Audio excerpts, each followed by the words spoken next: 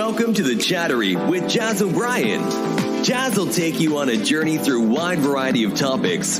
Be ready to enjoy her passion for insight and knowledge. Please welcome your host, Jazz O'Brien. The podcast is starting in 3, 2, 1.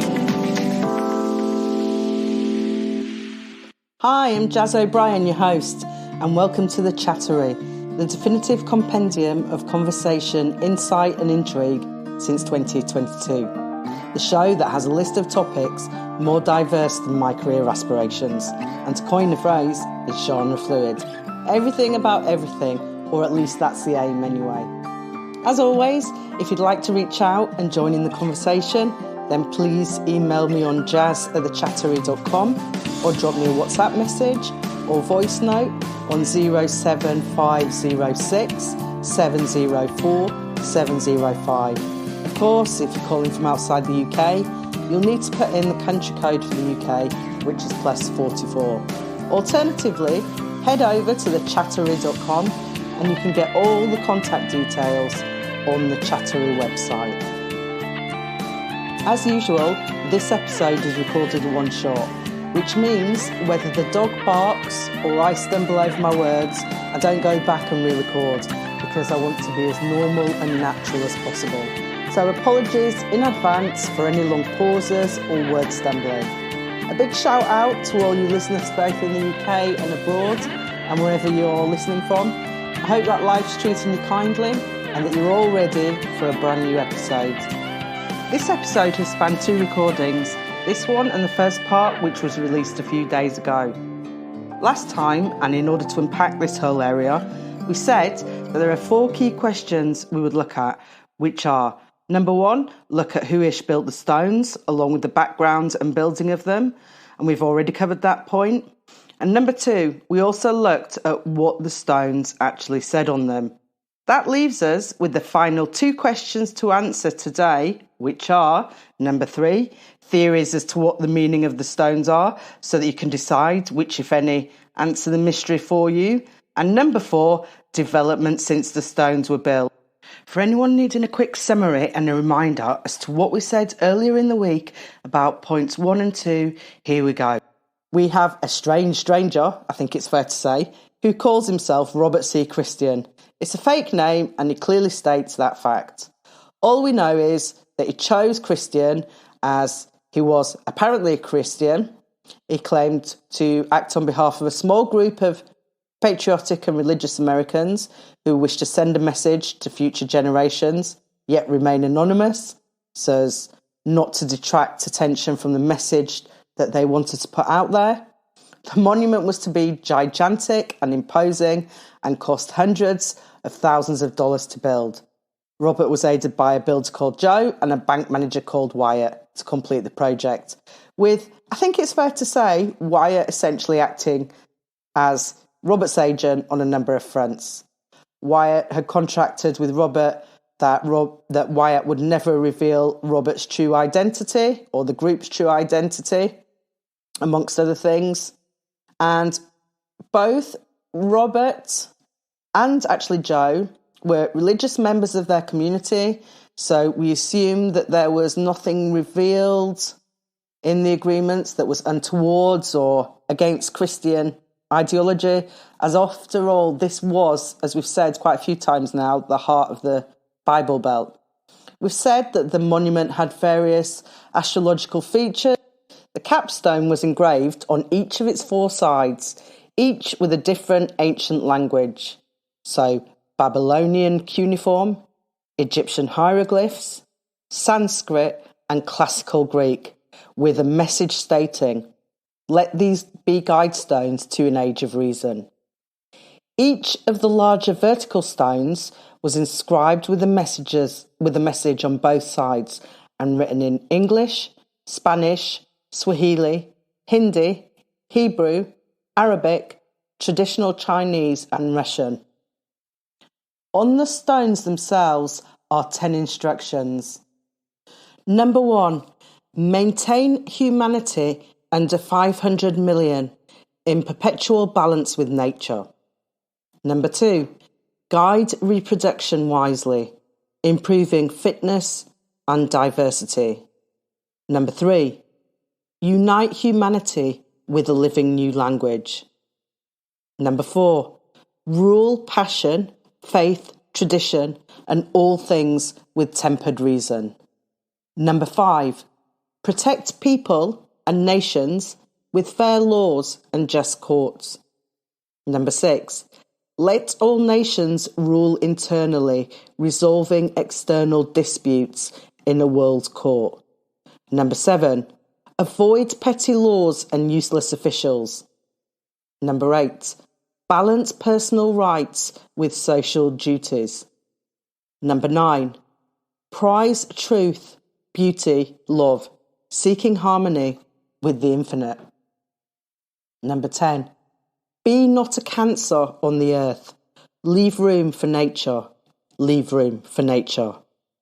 So let's get on to the second 2 questions of today.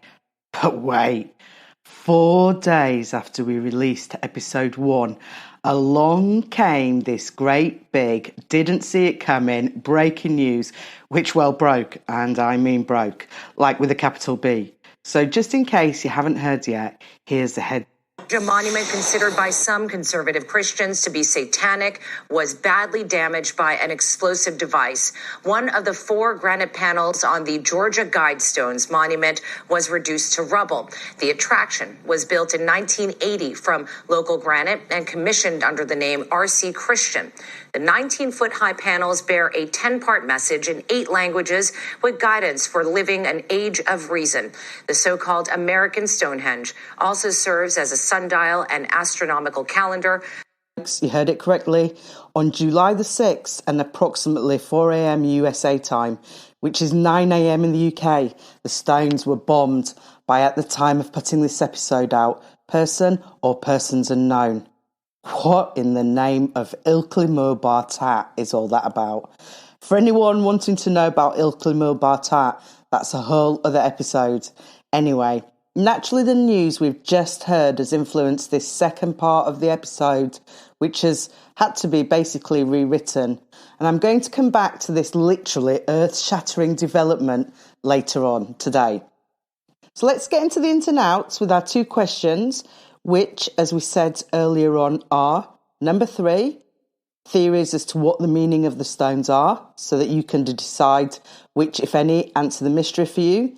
And number 4, developments since the stones were built, plus any conclusions that we can draw. So, question 3 then, theories as to what the meaning of the stones are, so that you can decide which, if any, answer the mystery for you. In answering this question, we can't get away from the identity of those who commissioned the stones, as it's inextricably linked. The possible identity of the alleged group behind the stones is key, because knowing who was behind them gives us clues as to motivation and therefore what the actual meaning behind the monument is. So, as promised earlier in the week, I've picked 5 of the most commonly bandied about theories in order for you to decide for yourself. So let's get down to business. The first theory that is commonly put forward is one that I'm going to call Joe and Wyatt were pranksters. Well, I guess the clue is in the title of the theory here, and it goes a bit like this. Since Robert C. Christian and evidence of him actually existing is a little thin on the ground, let's say, that this was a prank and that Joe and Wyatt were the masterminds and financiers of the monument. Although this theory is commonly advanced in any discussion of the stones at Georgia, I can't really find any satisfactory or sensible evidence for it. And what would Joe and Wyatt get out of it? Those, and there are plenty who put this theory forward, say that Joe wanted to bring attention and publicity and therefore more money to his business, and that both Wyatt and Joe wanted the town and local community to benefit from the inevitable influx of visitors coming to see the stones.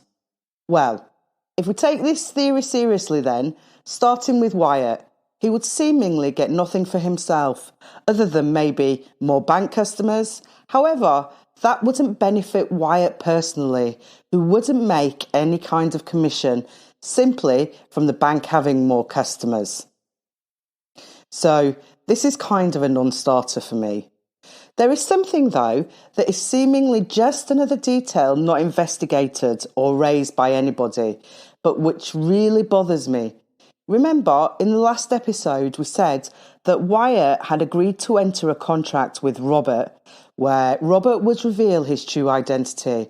And just to remind you, here is a clip from the last episode on that.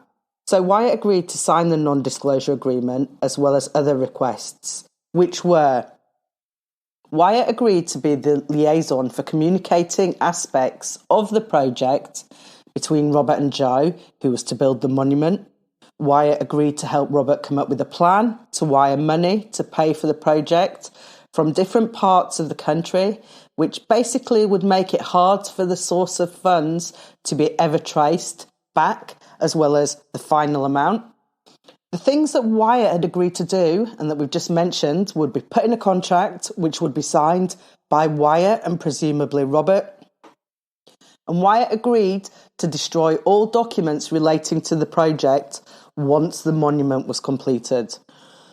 These are the things that we know Wyatt agreed to, but only Wyatt and Robert would know if there were any more terms in the agreement between them, as we've obviously never seen a copy of it. Again, remember, we're talking about the Bible Belt here, and I find it significant that Wyatt has been described in later years by many community members of Elbert County to be a deeply religious and upstanding pillar of society. So clearly, I think we can draw from that there cannot have been anything untoward regarding any of the details that Robert divulged to the bank manager, as it's unlikely that Wyatt would have agreed based on his character references. However, it still puzzles me really as to what Wyatt got out of this whole thing. Did Robert give or promise him something, or even let him in on a secret? Well, legally, I can tell you that it wasn't Wyatt who needed to be satisfied of Robert and the group's true identity. It would be the bank that Wyatt worked for, presumably. It was 1979, and the law of Georgia is different, obviously, from the law of the UK. So I'm not entirely up on what the regulations are over there, and certainly not in 1979. But ask yourself, would a bank have been satisfied based on the words of Wyatt, that the customer, i.e. Robert, was legit and not trying to launder large amounts of cash through their bank? Maybe, I don't know. The usual thing, though, would be a contract between the bank and Robert rather than with the manager and Robert. If it were an agreement with the bank, then surely more people, i.e. internal employees of the bank, as well as solicitors drafting an agreement, would be in the know as to Robert's true identity. Also, an agreement with the bank would not be able to have a term stating that Wyatt would act as a go-between personally. The reason for that is if Wyatt breached a contract, so broke one of its terms, then Robert would not be able to sue Wyatt personally, but it would have to be the bank that Robert sued.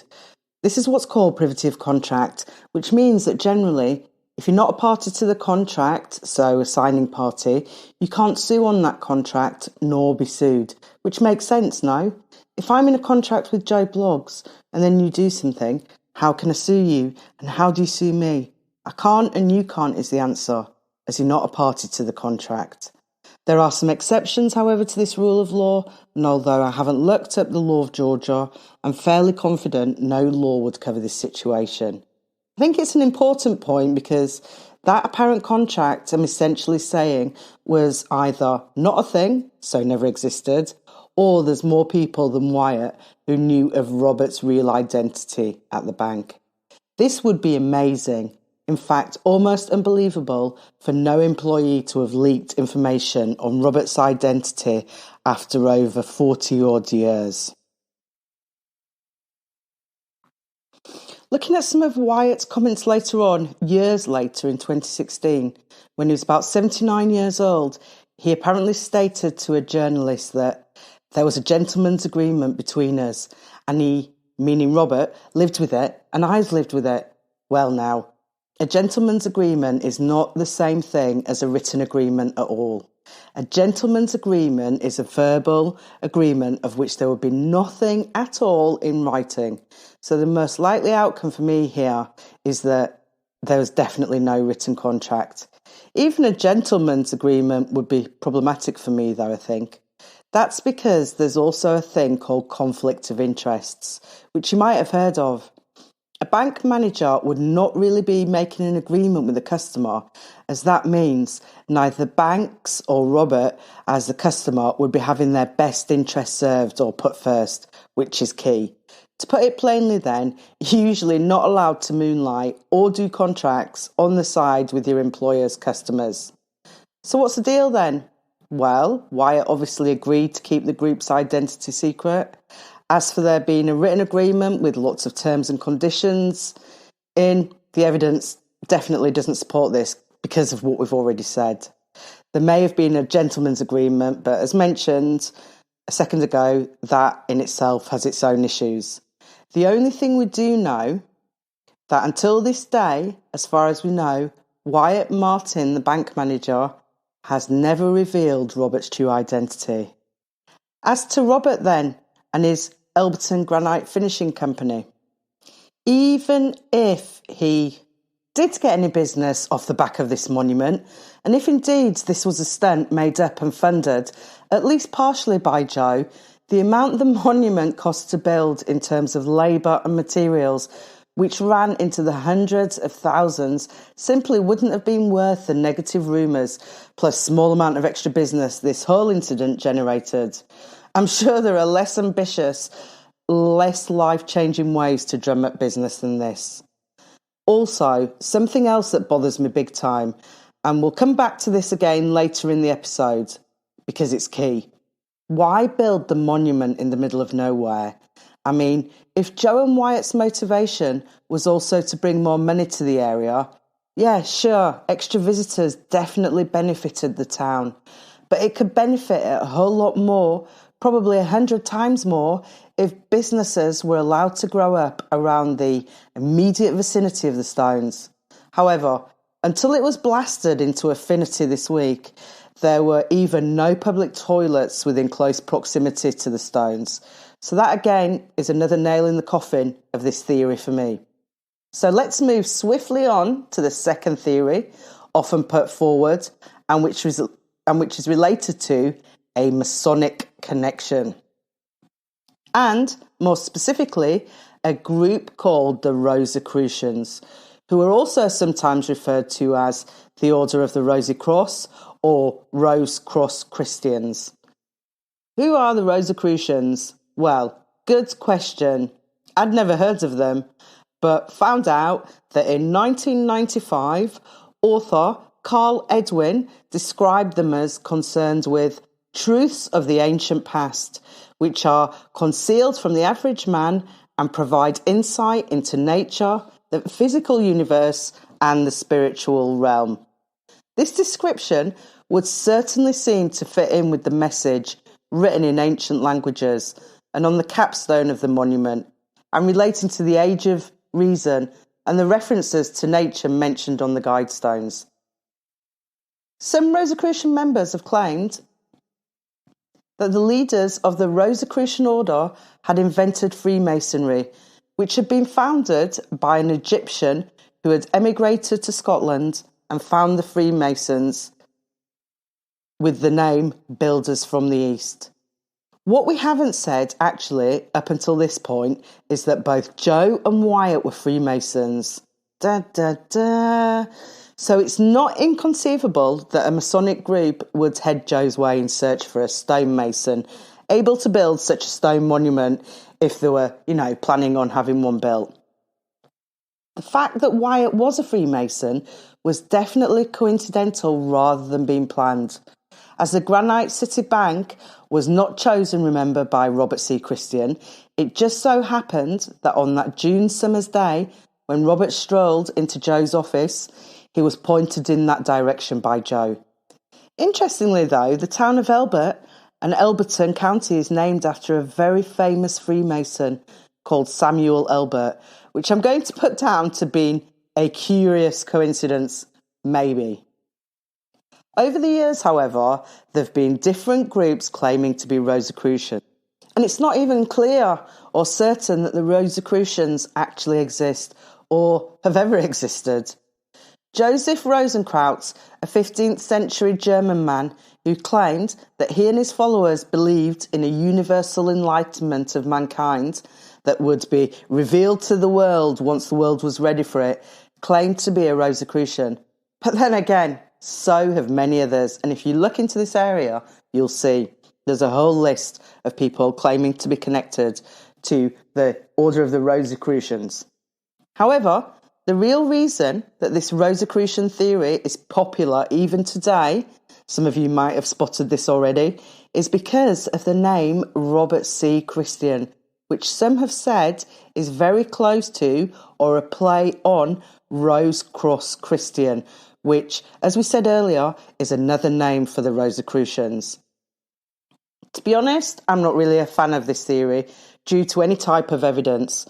Many of those who claim to be real Rosicrucians claim that population control, as laid out on the Guidestones, with its instructions to maintain the population under 500 million, is totally at odds with Rosicrucian philosophy. So, I guess I'm ruling this theory out. Which leads us onto our third theory, which is the Cold War theory. Many people have speculated that since the stones were built when the Cold War was at its peak, then the stones may have been built in order to act as a guide should society need to start from afresh, should the world be wiped out by either some nuclear incident or some other type of man-made Armageddon situation. The Cold War began on the 2nd of March 1947 and ended on the 26th of December 1991. For anyone unfamiliar with the Cold War, this was a geopolitical, ideological and kind of economic struggle between two world superpowers, so the USA and the USSR, so Russia essentially. Whoever was behind the monument, if they had been planning it, remember, since 1949, would have seen the Second World War come and go, and also be aware of the devastating power of a nuclear bomb. Paranoia on their behalf, I think we can agree, would be understandable if you've lived to see all that. And it's also understandable living in 2022 and facing some of the world disputes we have now, actually. However, the Guidestones, although built from granite, would not have withstood a bomb. And we know that now for sure, since one bomb this week, which certainly wasn't nuclear, caused total destruction of one of the Guidestones and rendered the others unstable. In fact, so unstable that the whole monument had to be levelled. So I don't find this Cold War theory feasible. Having been witness to at least one world war, Robert and his groups would have been aware that the last thing that would be standing after a bomb would be an almost 20-foot structure. So I think we can safely dismiss this theory. Moving swiftly on then to our fourth theory, which is the New World Order theory. The New World Order theory is evidence-wise, arguably, a conspiracy theory about a new world order, which you may or may not have heard of before. So, New World Order is essentially a group that is said to be a kind of secretive power which seeks to grab power and is conspiring to eventually rule the world through a kind of authoritarian approach. So, like a one world bossy type of government, if you like, which it's envisaged will replace independent countries and the powers that each country's government has. Many, many, many influential historical and contemporary figures have been alleged to be part of this group that operates through many what are called front organisations. For example, the intelligence services, religious groups, secret societies, criminal organisations, etc. Believers of this New World Order theory say that these groups orchestrate or cause significant political and financial events, ranging from causing systematic crisis to pushing through controversial policies at both national and international levels in a kind of ongoing plot to achieve world domination. Some examples of these orchestrated events, supporters of the New World Order theory would say, are everything from 9/11 to global recessions, the moon landings, as well as things like the assassination of JFK, and also pandemics which sweep the world from time to time. We've had one of those very recently, so you get the picture. Before the early 1900s, New World Order conspiracy theories were linked primarily to, I'd say, two American subcultures. So the militantly anti-government right, and secondarily the fundamentalist Christianity movement, which is basically concerned with the end of time and the Antichrist and things like that.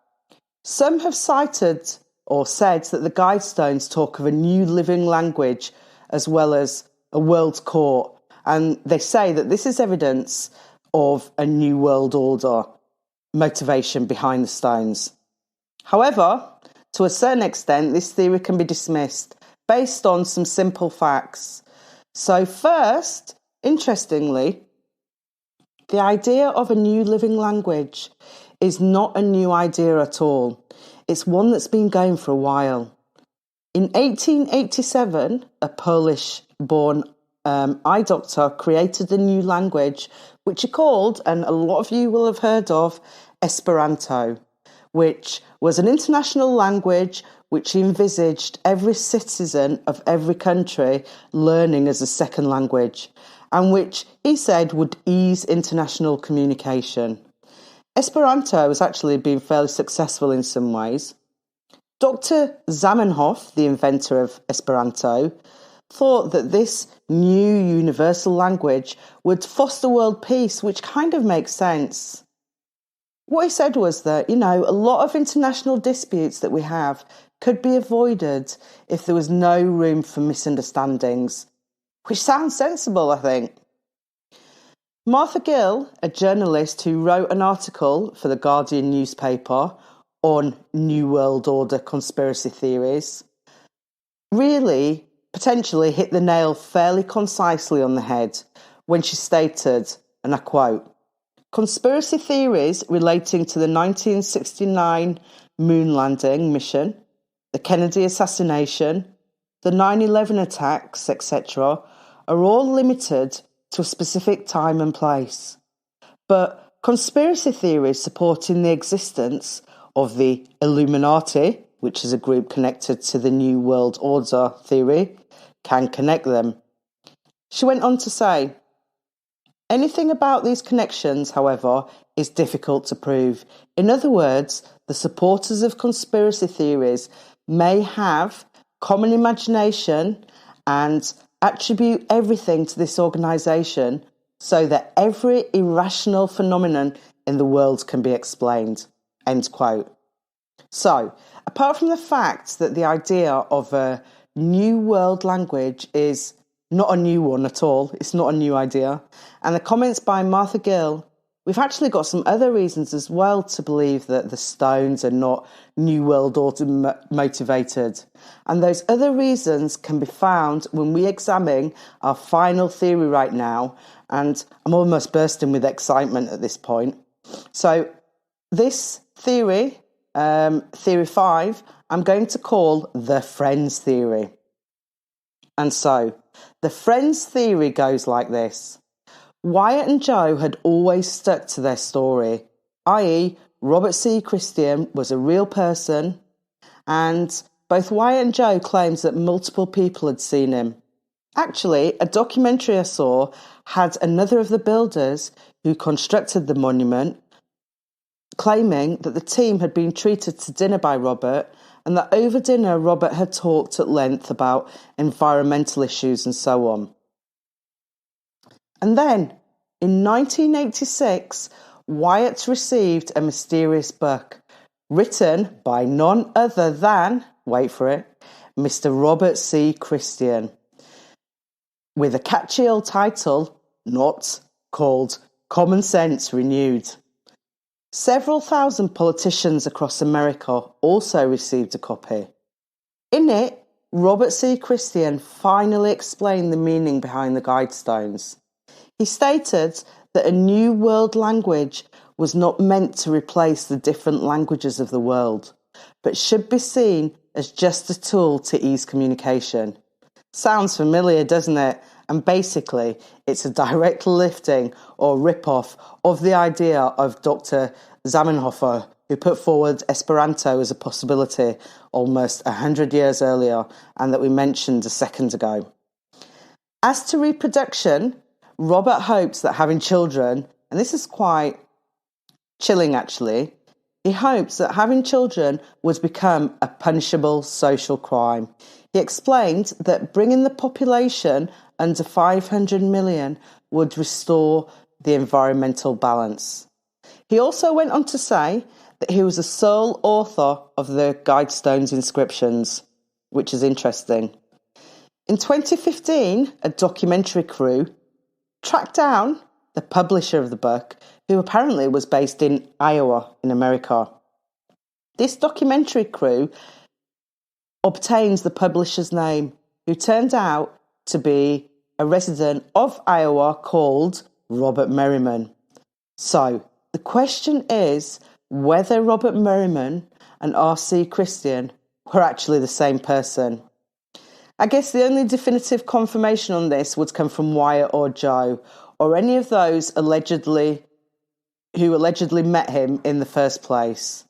And 35 years after Robert's book was published, no one who could confirm either way has breathed a word. Wyatt still, however, claims that for years after the stones were built, Robert would call him on a regular basis from a payphone at Atlanta Airport, and he's also stated that he regularly received letters from him. In the early 2000s, Wyatt said that he'd received a note from the son of Robert claiming that his father had actually passed away. In 2009, Wyatt revealed that he'd not destroyed all the paperwork and had kept all the documents in an old briefcase in his garage. This is weird. If nothing else, it's like an open invitation to steal the letters, no? Also, Wyatt promised to destroy all paperwork and then openly confess that he'd not. It makes little sense to me, and again, it brings me back to the question I initially asked in the first episode on this subject last week. What exactly did Wyatt, who was a fairly central character in this whole monument saga, get out of this whole situation? Interestingly, the same documentary crew also discovered that a friend of Robert Merriman's, who was called Dr. Herbert H. Kirsten, which is an old German translation of Christian, was a racist with strong views on population control. The same documentary crew also turned up that Robert was a friend of a Nobel Peace Prize winner who was known for his interest in eugenics, which kind of relates to one of the messages written on the stones. Remember, the one related to fitness and diversity of future populations. The documentary theorised that this could be actually the group behind the stones, and they could have corroborated to write the book too. If this were the case though, i.e. putting it plainly, that Robert and his pals were a bunch of white supremacists, then why transcribe the messages into all the different languages on the stones, such as Swahili and Hindi? It just doesn't make sense to me. However, what does seem to make sense to me, looking at the whole set of communications ever put out by this group, for example, the initial statement of purpose when the stones were built, which you may remember we said were rambling and at times incoherent. I mean, could it be that these three men each penned their own ideas and then tried to throw them all together into some kind of melting pot, and that's why they're so disjointed and the messages so bizarre? Is that why they're so confusing and seemingly without any rhythm or cohesivity? This, to me, seems a strong possibility based on the 5 theories put forward. This, therefore, leads me to a sixth theory, which I know I said there were only 5 that I was going to put forward, but this is my theory, and I'm going to call it the Chattory theory, which goes a bit like this. I'm tempted to say that Robert actually pulled the ideas of his friends together and then financed the stones himself, having been influenced by their ideas. This would, to me anyway, explain several points. Number 1, there are several mistakes or key omissions relating to the monument, which had, if several sets of eyes had been penning and rereading the statements, the instructions, and everything else, these mistakes or key omissions would have been noticed, I think, although who knows. For example, you may remember that I said that the Georgia Guidestones consisted of 6 stones, 4 vertical stones, plus the capstone, which equals 5, and then another stone to the west of that monument, containing information such as dimensions and weight of the monument. The stones themselves name Robert as the founder of the group and say that R.C. Christian was a pseudonym. However, pseudonym spell and ends in an N, not an M. It's a small error, but on a set of stones so apparently carefully thought out, this seems an inexplicable and avoidable spelling mistake. Number 2, the lack of thought regarding an exact location of the monument, as we've mentioned before, and which has struck me as really strange throughout this entire episode, is key. I just keep coming back to it. Number 3, the rambling opening statements and book regarding the monument, which seem disjointed and unclear, a mismatch of ideas and information, almost like a stream of consciousness that the streamer doesn't really understand. Number 4, the foreword or introduction that Robert wrote in his book, Common Sense Renewed, where he stated, and I quote, "I am the originator of the Georgia Guidestones and the sole author of its inscriptions." And I think that's key. He says he was the sole author of its inscriptions.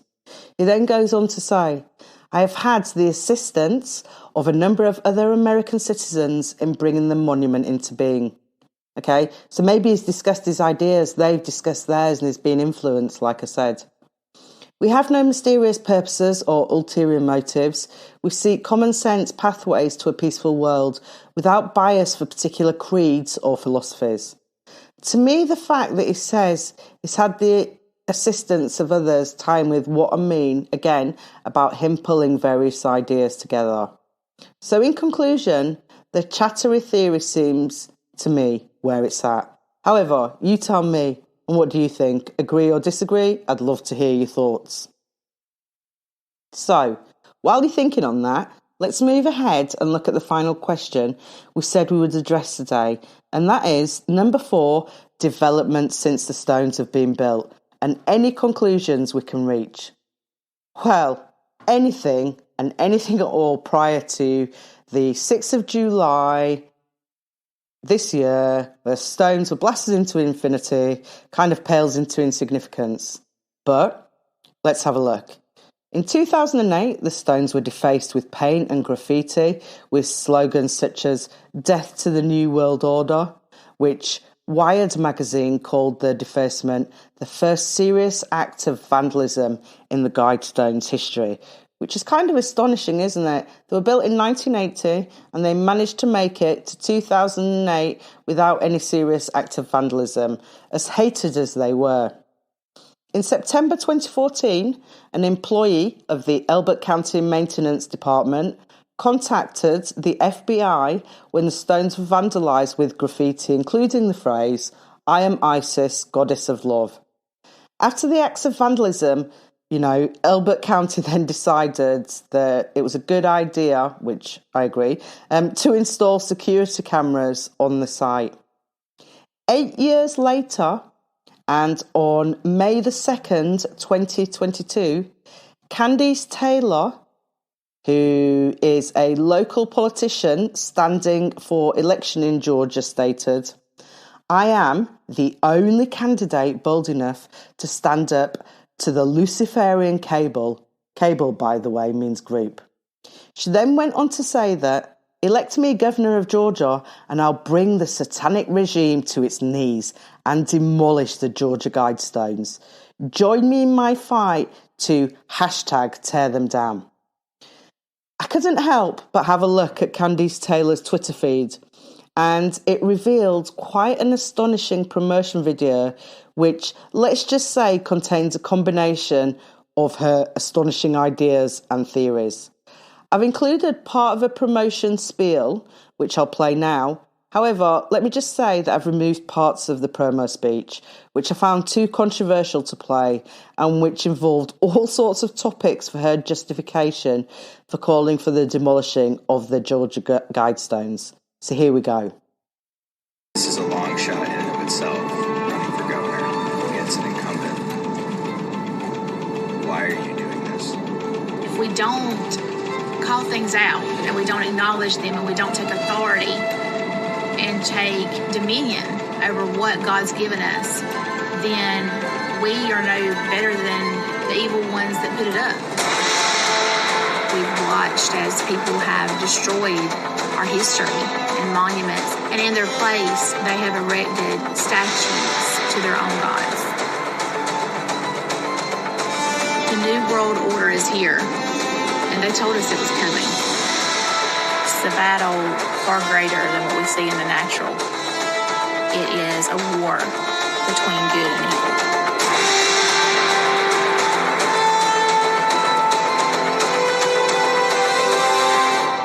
Well, how dramatic was that, folks? Very dramatic indeed. It's fairly feasible then that Candice's election speech reached a believer. Because believe you me, and based on what we've said over 2 episodes, there are plenty of believers in the Bible Belt. The police in Georgia have caught the actual bomber on camera and their car, and I'm sure it's only a matter of time until the law catches up with this person. However, I also wonder, and this might sound crazy, was this part of the original plan by Robert C. Christian that he had in mind when the Guidestones were built? Again, I know it seems far-fetched, but I just can't shake this idea. The thing that really gets me going here is, I can't help but to link it to the fact that the initial instructions when the Guidestones were built were that the stones should be erected on a hill next to uninhabited land, which, as we've said countless times, seems strange, given that you'd imagine Robert would want as many people as possible to see the stones and their messages. But is this because he knew one day the stones would be blasted to smithereens? I mean, anything is possible given some of the revelations that have come out in this episode, right? And Guidestones' demise seems as shocking as its building, and we'll be talking about this for years to come. In 2016, Wyatt said that, when I'm dead and gone, nobody will ever know who put the monument there, and that anyone could put a gun to his head and he still wouldn't reveal Robert's identity. Well, maybe it won't be a gun to the head, but the FBI, who finally makes some progress on this point in order to get to who brought the stones down. I look forward to further updates on this topic, and I'll be coming back to this story on the Chattory once there is anything else significant to report. So it's a big goodbye to this strange monument in the middle of the Georgia countryside. Ultimately, what conclusions can we draw? Well, it's the Chattory's view that Robert C. Christian was an eccentric millionaire who, over a number of years, had collected other people's thoughts and simply paid for them to be transcribed onto these enormous Guidestones. Whether or not it was Candice Taylor's spiel and promotion video that encouraged a follower of hers to blow up the monument once and for all, or whether this was an earlier planned development to the history of the stones, we might never know. However, something tells me that there's more to come yet on this story. I'd love to hear any fascinating facts about the stones and their secrets that we haven't covered here, or any theories you may have that we can discuss. Please hit the WhatsApp button on the website, or leave a voice message, or send an email. If you enjoyed this episode, please give it some stars on your usual podcast platform and follow to be automatically alerted when a new episode is available. It's free, so why not? Well, thanks so much for listening, and until next time then, it's goodbye from me, your host, Jazz O'Brien, the Chattory, the definitive compendium of conversation, insight and intrigue since 2022. Thank you so much, guys and girls, for listening to The Chatter with Jazz O'Brien. Follow us on thechattery.com and never miss an episode. Join the conversation by dropping us a WhatsApp message, question, or voice note, or email jazz@thechattery.com. Till next time.